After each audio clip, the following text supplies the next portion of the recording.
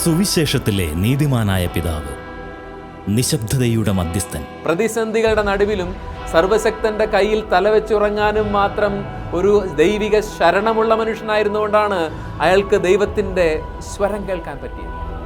യേശുവിൻ്റെയും പരിശുദ്ധ അമ്മയുടെയും കൂടെ നിഴലുപോലെ നിന്ന സംരക്ഷകൻ, വിശുദ്ധ യൗസേപ്പ് പിതാവ്.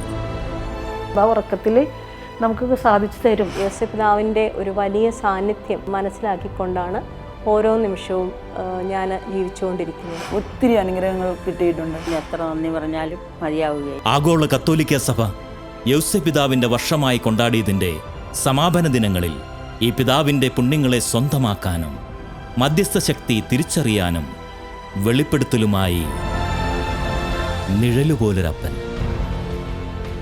ഡിസംബർ 1 മുതൽ 8 വരെ വൈകിട്ട് 6:30.